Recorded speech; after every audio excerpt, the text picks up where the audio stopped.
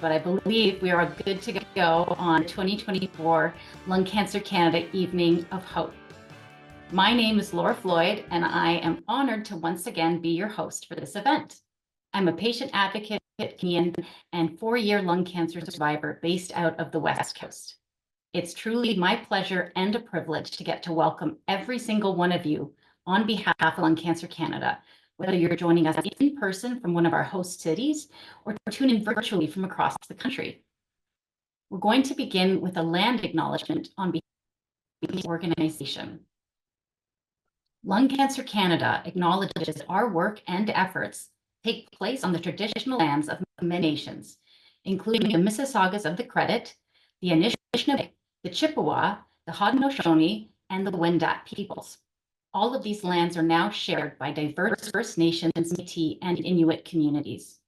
This acknowledgement serves as a reminder that our commitment to advancing lung health must extend to all Canadians, including Indigenous communities, who can continue to face disparities in health access and outcomes, particularly in lung health. As healthcare providers and advocates, we recognize our obligation to support all communities, and Lung Cancer Canada is committed to working toward equitable access to care for everyone across the country. Now for tonight's event. This celebration of survivorship and resilience is also an opportunity to come together, to strengthen our community, and to renew our commitment to one another. This year, we're joined by even more cities across the country than ever before, a testament to the increased reach and impact of our shared mission. We're going to hear from representatives in each of these cities who will share their stories of connection and the incredible ways our community is growing. Whether we're here as someone with lived experience or a healthcare professional, it's our courage, determination, and support that fuel our movement. This next hour is a chance to celebrate the progress we've made, to honor the memories of those we've lost, and to connect with each other in solidarity. Now let's all enjoy this special event of reflection and celebration. And of course, there are some generous sponsors who've made this event possible. In particular, the Canadian subsidiaries of AstraZeneca, Bristol Myers Squibb, Janssen, Merck, and Pfizer. Thank you for partnering with Lung Cancer Canada's mission to strengthen the lung cancer community and improve care across Canada. Now we're going to have a few surprises this year to keep things interesting. At the end of the hour, we'll be announcing the winner of the early bird draw, who will win a prize of a $100 gift card for some popular restaurant chains. And later in the coming week, there will also be a draw for a $400 Best Buy gift card. Everyone who's attending is eligible, whether you're in person or virtual. So if you are at an in-person event, make sure that your host has your name, your email, and your address to be entered into the draw. Also new this year, we're going to have a trivia contest partway through. You'll need to have a phone, tablet, or computer to participate. And Lung Cancer Canada's very own MJ is going to guide all of us on how to log in. The 5 people with the highest scores are going to win skincare products from The Ordinary Skincare Company. All right, I think it's about time to hear from some of our host cities. We're going to start out west, where we're celebrating the mid-afternoon of hope, Vancouver, then Edmonton, and Calgary. Greetings from BC. My name is Angus Pratt, and it's my pleasure to be hosting Vancouver's Evening of Hope. I have been connected with the lung cancer community since 2018, involved in various advocacy efforts and supporting all kinds of patients who have been diagnosed with lung cancer. I am involved with the ISLCA, the ISLAC, as we like to refer to it, International Association for the Study of Lung Cancer. I've spoken at a number of their conferences on World Lung, and I'm really thrilled to be here spreading hope. I got connected with Lung Cancer Canada back shortly after my diagnosis, when I was offered a treatment and told that there was a better treatment available, but it wasn't funded yet. That began my journey into advocacy and understanding what was going on in terms of drug approvals and how drugs got funded in Canada, and LCC was a huge help in that. I do my best to try and give back by attending their various support groups and trying to connect various patients with various resources, letting them know what my experience has been, and just providing that encouragement that this disease is survivable. My prognosis initially was not good, and it's a miracle to me that I'm still standing here, and that's due to modern drugs and the support that I've received from this community. But what really brings me hope is hearing from other patients and hearing the success that those treatments have had with them. And I hope that I'm some small part of passing that hope along to others. Our hope is that we can connect with each other from coast to coast to coast. And now, let's hear what brings Edmonton hope. Take it away, Tim. Hello from Edmonton. My name is Tim Mons, and I'm honored to be your host for Edmonton's Evening of Hope. My connection with Lung Cancer Canada began a few years ago for support and evolved into advocacy for such things as vaccines in Alberta and more. With the support of my family, I founded Give a Breath, the first national walk-run in Canada. I've now partnered with Lung Cancer Canada for Give a Breath. We're excited to see the launch of Give a Breath Research Award this month with Lung Cancer Canada, specifically focusing on post-first-line therapy options. This alone gives me hope. Save the date, June 7th, 2025, to join us across Canada for the Give a Breath National 5K Walk Run. For me, hope means connecting with other patients, hearing success stories, hearing about advances in lung cancer research and what our future can look like. Each day we are here as a patient brings us new hope for research advances and opportunities. At the World Lung Cancer Conference, I even heard the word cure start being used. Let our hope be what guides us through our toughest days and our successes. Now I'd like to introduce you to my dear friend Emmy in Calgary. Hello, my name is Emmy Bossio, and I am so grateful to be your host from beautiful Calgary. I've been involved with Lung Cancer Canada for the last 4 years as a member of the board of directors and as the corporate secretary on the executive. What gives me hope is to see how all the people involved at Lung Cancer Canada work so tirelessly and give so much of themselves in order to improve the lives of those touched by lung cancer. I look forward to hearing shortly from the hosts in Toronto, Montreal, and Halifax. Over to you, Laura. Thanks, Emmy. And thank you to each of these amazing hosts for all of your work in making these in-person events happen and for everything that you do and you've done for our community. Now it's my pleasure to introduce the first of our 3 featured speakers for tonight, each of whom have worked with Lung Cancer Canada to prepare a special video message just for this event. The first of these speakers is the one and only Dr. Stephanie Snow. She is a dedicated oncologist, a committed advocate for advancing lung cancer care, and of course, the president of Lung Cancer Canada.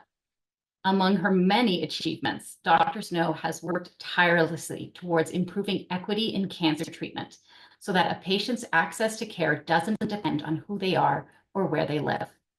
She's used her deep commitment to both her own patients and the broader lung cancer community to amplify our voices and perspectives, to lead groundbreaking initiatives, and to advocate for better policies, research, and funding. Her leadership has been instrumental in Lung Cancer Canada's mission to not only drive awareness, but to create meaningful change. And here she is with a special video message, Stephanie Snow, MD.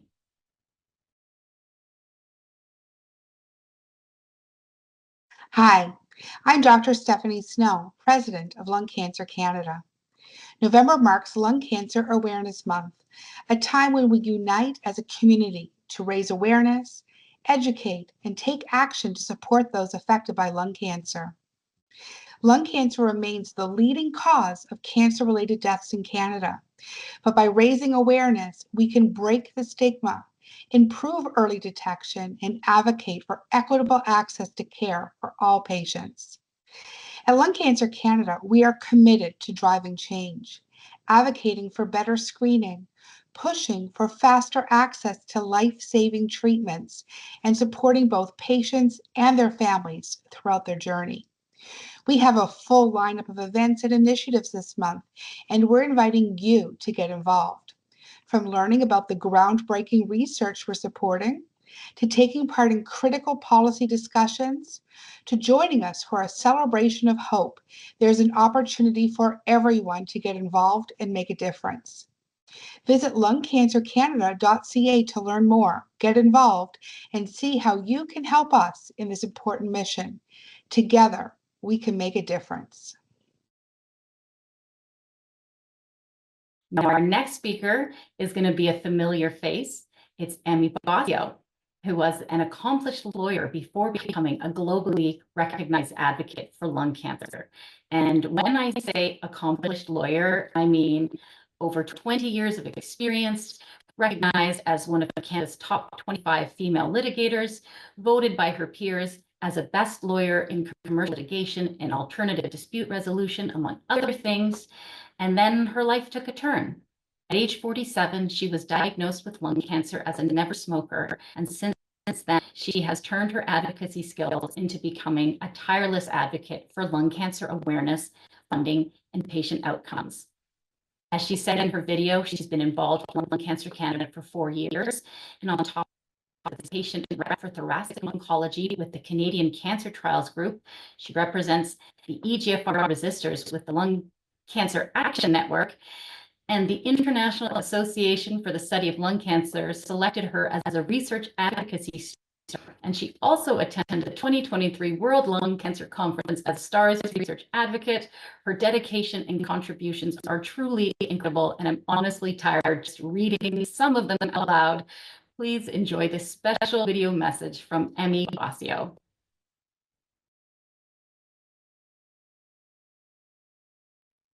Thank you, Laura, for that kind introduction. Good evening, everyone. I am so honored to have been asked to speak to you this evening. First and foremost, I want to thank each and every single one of you for joining us this evening. I thought I would begin by telling you a little bit about my journey and then talking to you about 2 things that I believe have made my journey as hopeful and as purposeful as possible. It all started for me in 2019. I had been a practicing lawyer in Calgary for almost 20 years. I was finally, after 20 years, starting to feel like maybe I knew what I was doing. Everything was really going well. The only thing was I had this nagging cough that I just could not shake.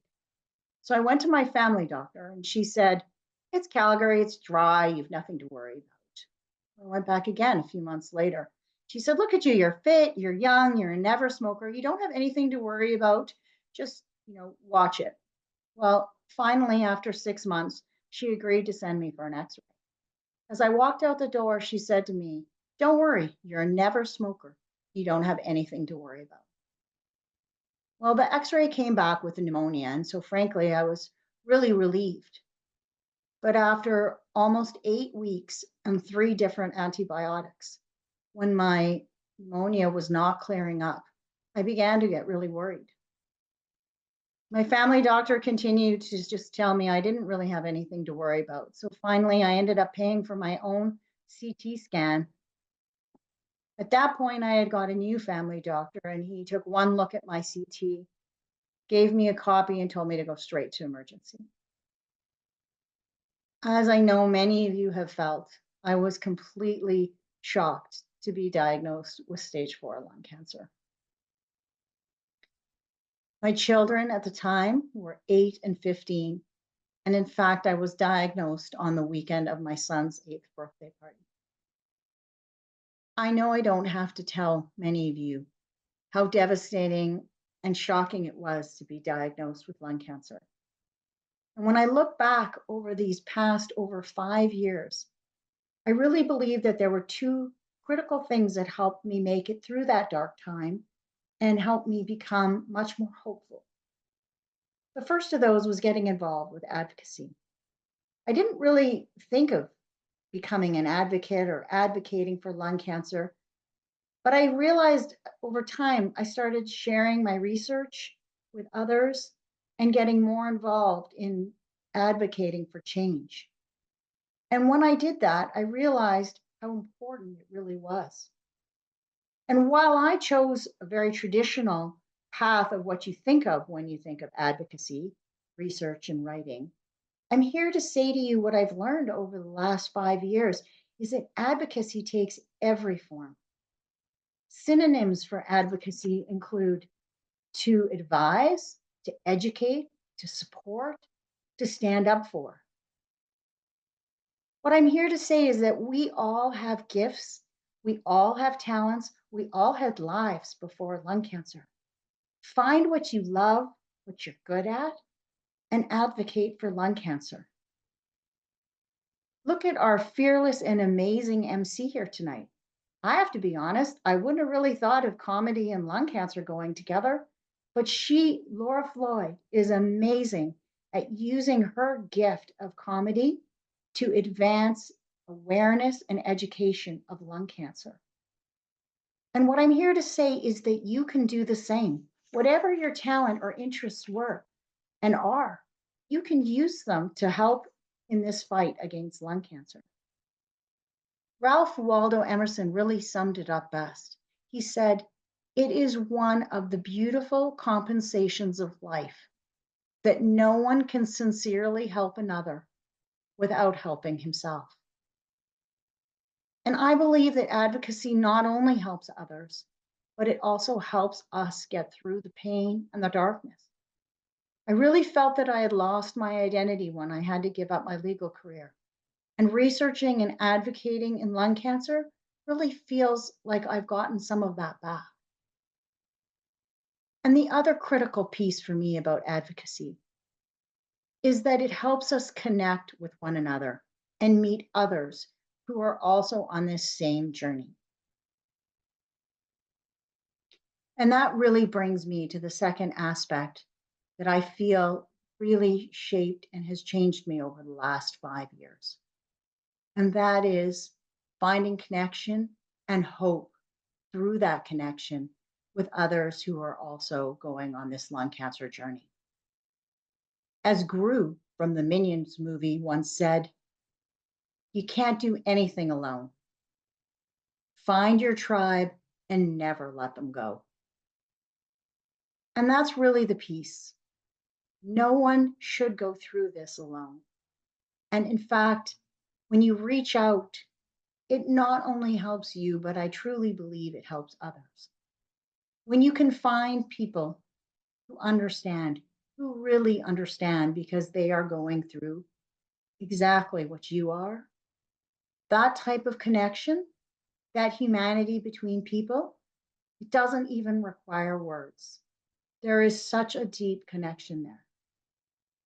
I have been so fortunate to find that connection here in Calgary, in Edmonton, and nationwide, from complete strangers to people I truly and honestly consider family. It is said that an umbrella doesn't stop the rain, but it helps you stand in the rain. And for me, that is what the connection that I have found with my lung cancer family has done. It has let me stand up in this rain. And maybe it's because in the hope, in the quiet, in the sharing, in the togetherness, in the laughter that we share, and even in the crying that we share. It is in those moments that I truly believe that we have beat lung cancer, because we are together in that feeling of humanity and sharing. And lung cancer can't take that away. Robert Ingersoll once said, "We rise by lifting others." I hope you will continue to support Lung Cancer Canada in its advocacy and in its support and garnering connection for all those who are touched by lung cancer. Thank you. Oh, only Emmy Bossio could make a beautiful, powerful message like that, that quotes Robert Ingersoll, Ralph Waldo Emerson, and Gru. Thank you.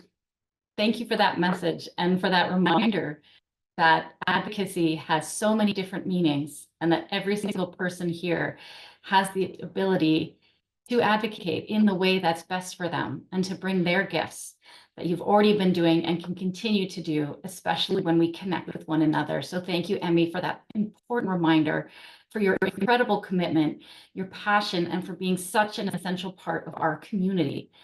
You have been a constant source of strength and inspiration, and we're truly grateful for having your leadership and your unwavering commitment to this cause.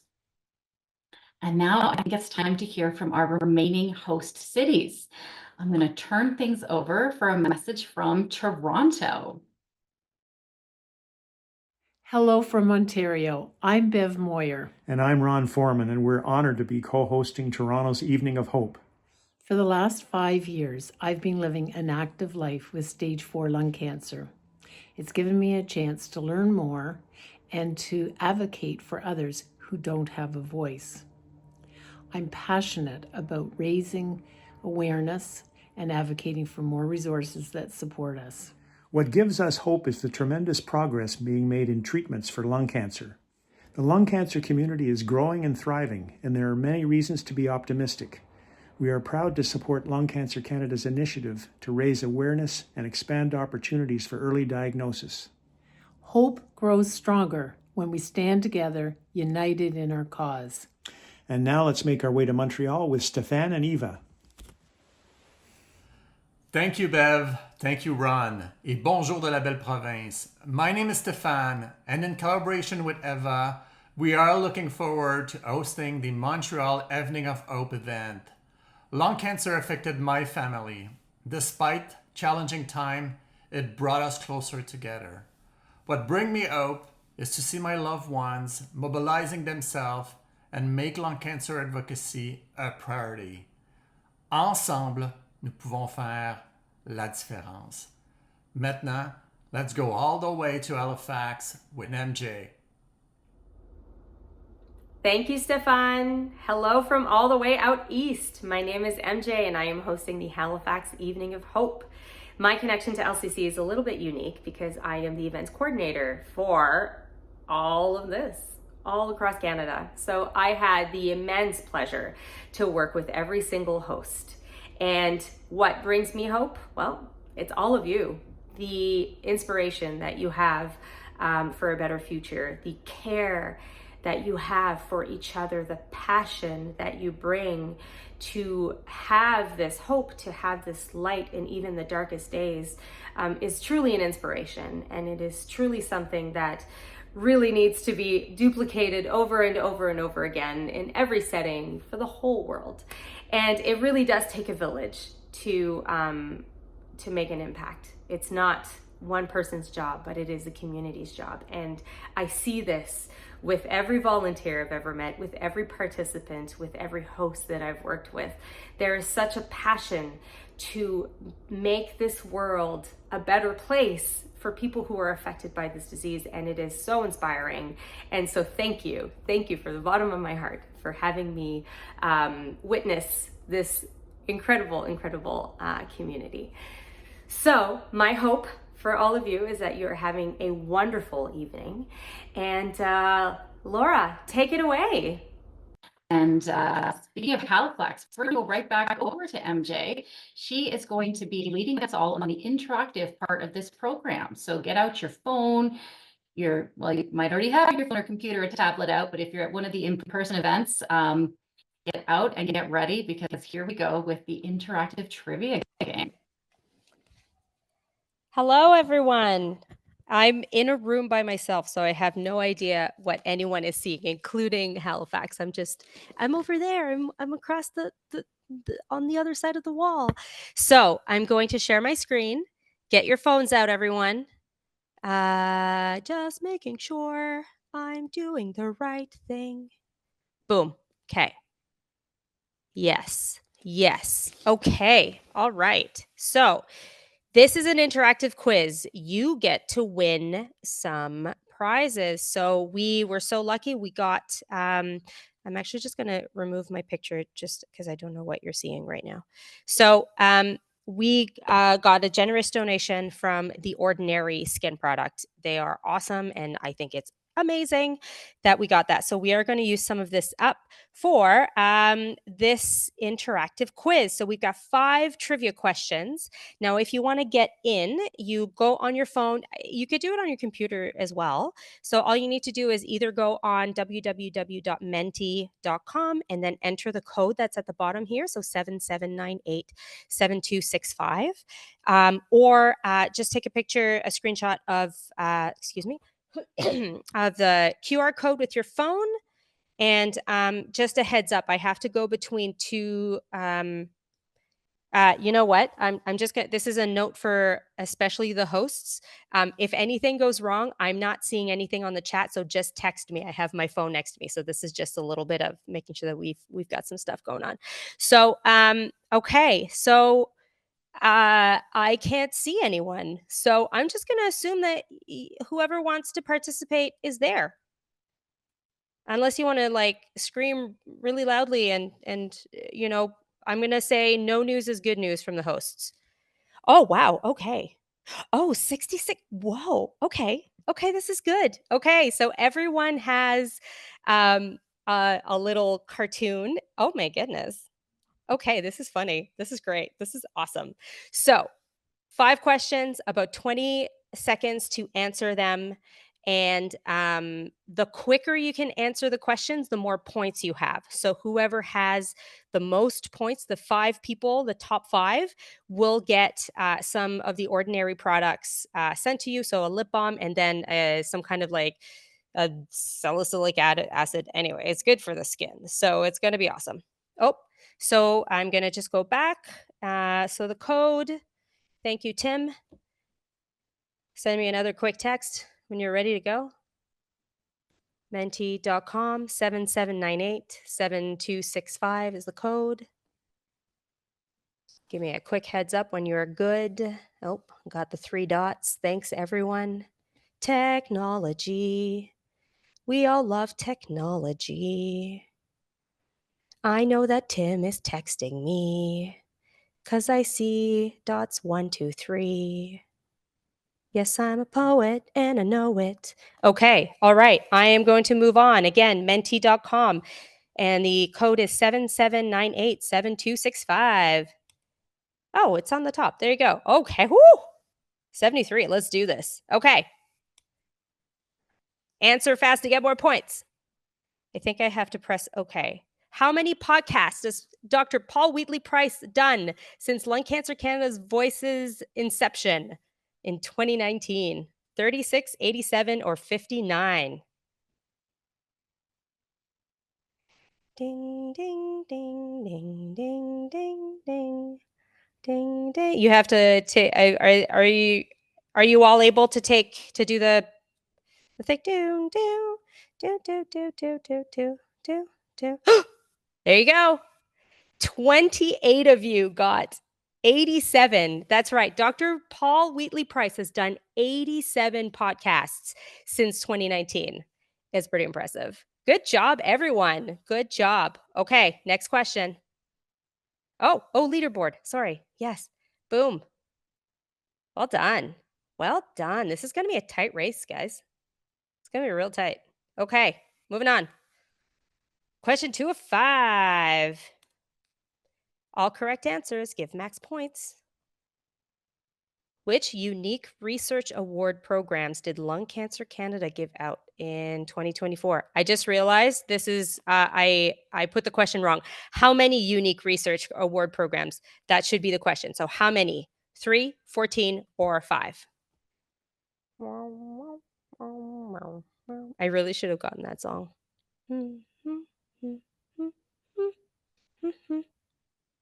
Hey, it was almost a trick question. It looked like it should have been more. Good job. Good job, 9 people. Let's see who got it. Leaderboard. Whew. The King Gates. Oh, wow. Okay. Okay. Okay. Nice. Next question. Question 3 of 5. Again, nothing. Okay, nothing from my host, so I'm assuming everything is going well. Next question. Answer all correct questions for max points. How many healthcare professionals on the Medical Advisory Committee, also known as the MAC? 35, 28, or 46? Mm, mm, mm, mm. Oh, wow. Oh, wow. That was quick. You didn't even need the whole time. 46. 46 healthcare professionals on the MAC, everyone. Good job. Congrats on all of the ones who got it right. We got some very knowledgeable LCCers out there. I'm very impressed. Okay. Question 4 of 5. Get your fingers going. Which year did our director Shem become executive director of Lung Cancer Canada?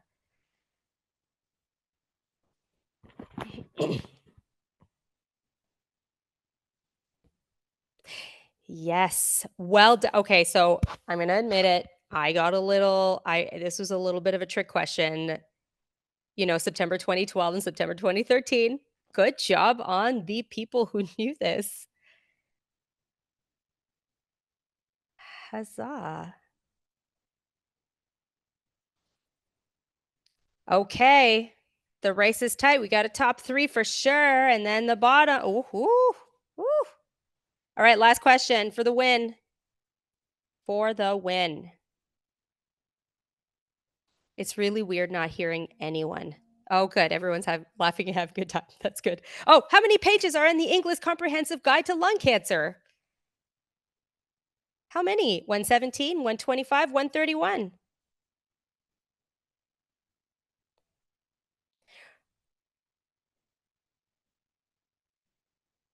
Hey, 35 read or counted the pages.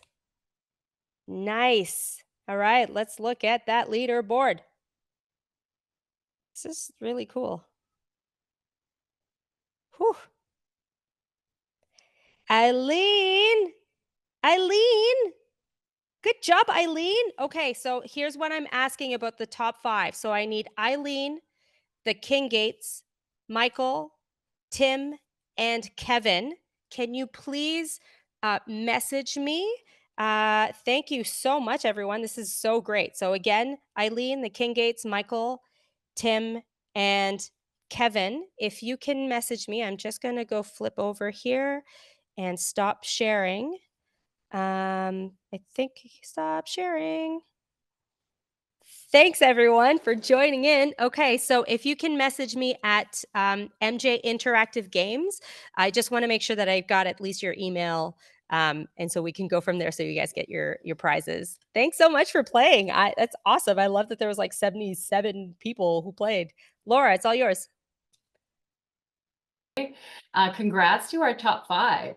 Wow, those were not easy questions. So well done to everybody for participating, for making that really successful. And congrats to the people who have taken home the prizes. So now we have our final speaker of the evening. Jan Pizarro is a writer, an award-winning marketer, and a lung cancer survivor.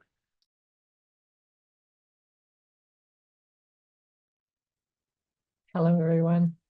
My name is Jan Pizarro, and I am a lung cancer survivor. It's a pleasure to be part of the 2024 Lung Cancer Canada Evening of Hope. Thanks for having me. I have multifocal non-small cell lung cancer, for which I have been successfully treated 3 times over the past 8 years. My first primary cancer was detected in the right upper lobe and treated with a lobectomy. After surgery, pathology confirmed no spread to lymph nodes and clear margins. Second tumor was found in the right middle lobe, at which time I was given a choice between surgery and a relatively new therapy known as SABR. Considering the pros and cons, especially the lung-sparing benefits, I chose the stereoscopic ablative radiation therapy. This treatment is significantly less invasive than surgery, but can't give a pathologist's confirmation of cancer eradication. This lack of proof was a psychological challenge, and when cancer struck again in the left lower lobe, I opted for surgery.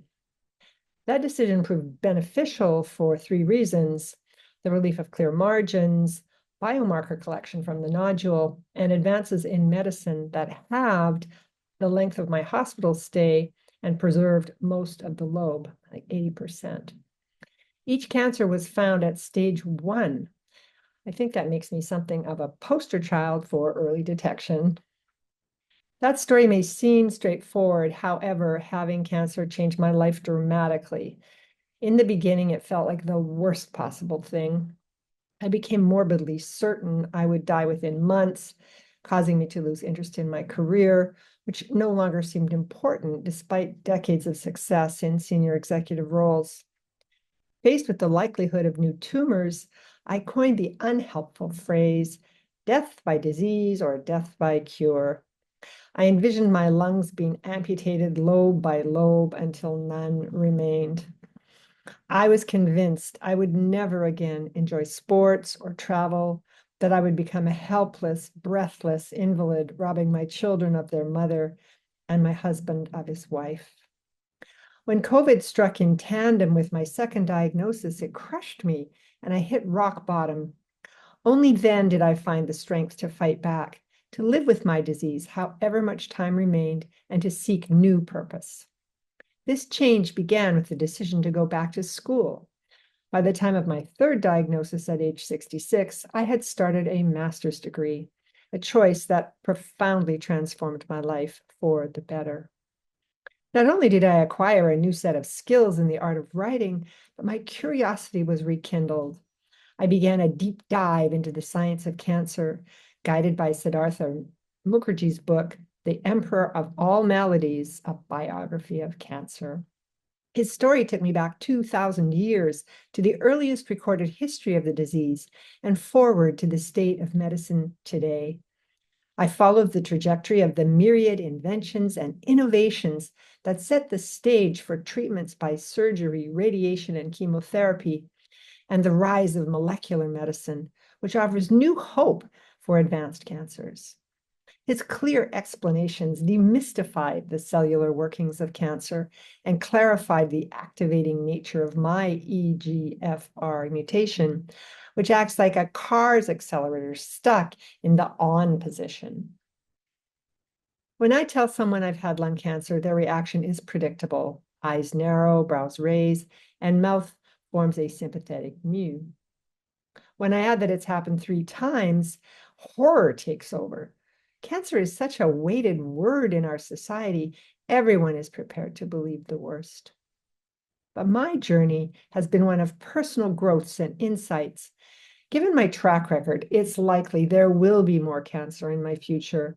Of course I worry, but it's a low-grade concern, not the paralyzing fear I felt at my first diagnosis, or the overwhelming hopelessness at the second, nor the weary resignation at the third. What changed after the third treatment was the epiphany that I'd been cured of cancer 3 times, and that I can be cured again if we find the next nodule early enough. However, I also realize how extremely fortunate I've been. Based on my understanding, the difference between treatment at stage 1 and stage 4 is like comparing a filling with having a root canal. Having a lobectomy is obviously more intense than a filling, but the analogy holds. Let's talk about stigma. Not so long ago, all cancer carried a heavy stigma. Some saw it as the mark of the devil. Advanced to present times, and lung cancer is tarred with the stigma of smoking. Even as the Canadian government is being awarded $32.5 billion by the courts based on fact suppression and deliberate falsehoods perpetrated by the tobacco industry, Fundraisers struggle to attract donations for lung cancer research to help individuals entrapped by the same malicious actors. I'd wager that most Canadians know someone who smoked. After all, nearly half the population smoked in 1965. I began smoking in 1970 and spent decades quitting.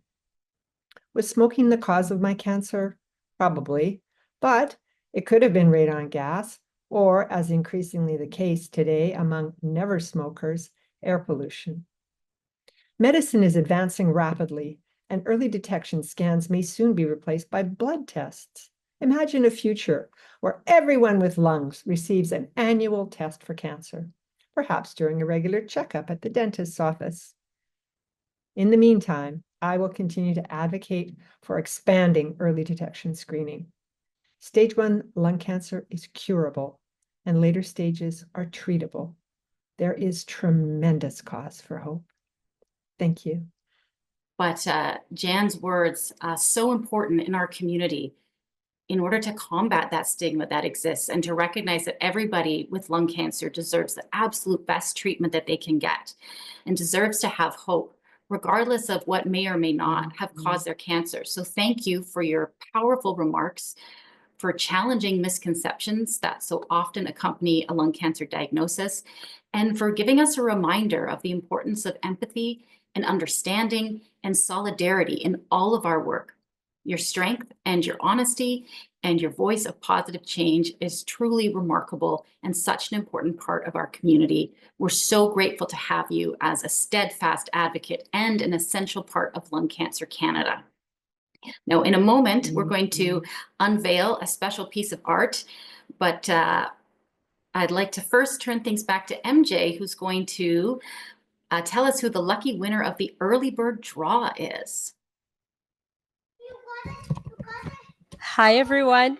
You're going to hear my 4-year-old in the back. The place where I am has here. I'll show you where we're at. Calda, do you want to say hi? I don't know if you can see me, but I can't see me. Where am I? Anyway, if you see an adorable, aha, there you go. Hold on. Calda, where are you? Do you want to come and say hi? Yeah. Okay. Calda and I are going to be unveiling the early bird winner. So the early bird winner is getting $100 gift card to a restaurant that it's going to be a major chain, and we'll make sure that there is one around. And Calda, are you ready? Can I tell you who it is? Yeah. Okay, hold on. This is how we're gonna do. Okay, you ready? So I'm gonna say it, and then you say, okay, ready? Say Raymond. Say it loud. Raymond. Raymond. Raymond. Laflamme. Laflamme. In Toronto. In Toronto. Hey! If you can confirm, Ron, you already confirmed, so I already confirmed that he was here. So Raymond Laflamme, you're going to get a gift card. So just make sure that you have the email address on the registration sheet. Here, we can all watch her. Let's all watch her go down. Go, Calda, go.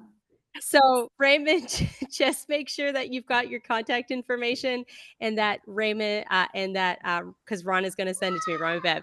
And go, Calda, go. Go, Calda.